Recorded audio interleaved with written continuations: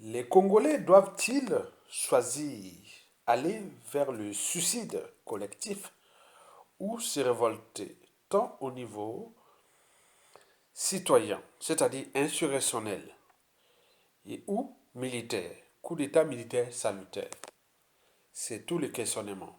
En attendant, je vous informe que deux sources de l'ombre embarquées, l'une du pays et l'autre de la France-Afrique, m'informent que d'un côté, Denis Sassou Nguesso a toujours été directement et ou indirectement mêlé dans tous les coups bas et coups tordus qui se sont déroulés dans ce pays depuis les années 1960. Et de l'autre côté, Denis Sassou Nguesso reste et demeure le pion, la pièce maîtresse du néocolonialisme français au Congo-Brazzaville.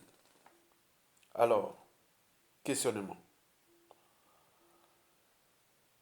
Qui avait empoisonné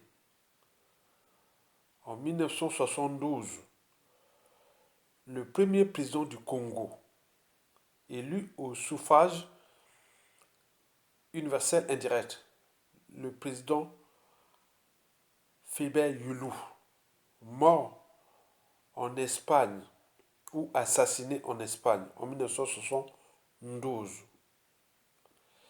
Qui avait assassiné le commandant président Marine Ngouabi, puis le cardinal Émile Biayenda, et enfin le prédécesseur de Marine Ngouabi, Alphonse Massambe Deba, le tout la même année, en moins d'une semaine, entre le 18 mars et le 25 mars 1977, qui avait emprisonné pendant 11 ans le successeur de Marine Ngouabi, Joachim Yobi Opango, mort dans des conditions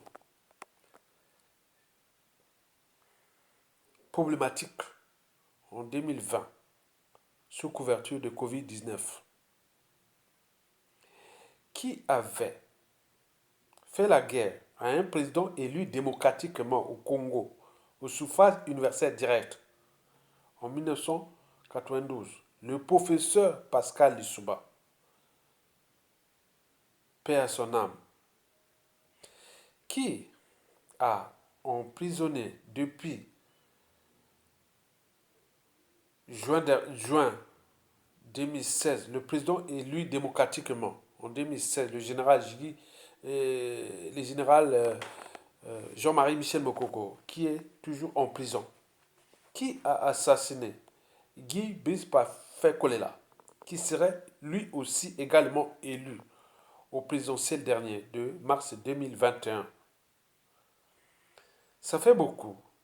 Nous sommes dans la situation comme dans le cas du lac Nyons au Cameroun, où il y a un gaz toxique qui s'appelle le CO, qui en 1986 avait tué beaucoup d'animaux et des humains. Est-ce que si ce CO-là n'est pas Sassou Nguesso? C'est tout le questionnement. Alors, pourquoi la convergence des patriotes, des résistants, des victimes de Denis Sassou Nguesso est inévitable? Parce qu'au regard des enjeux actuels, nous n'avons plus de choix que de les dégager. Nous sommes des Congolais, du nord au sud, de l'est à l'ouest. Dans toutes les tribus du Congo, nous devons les dégager. C'est la solution.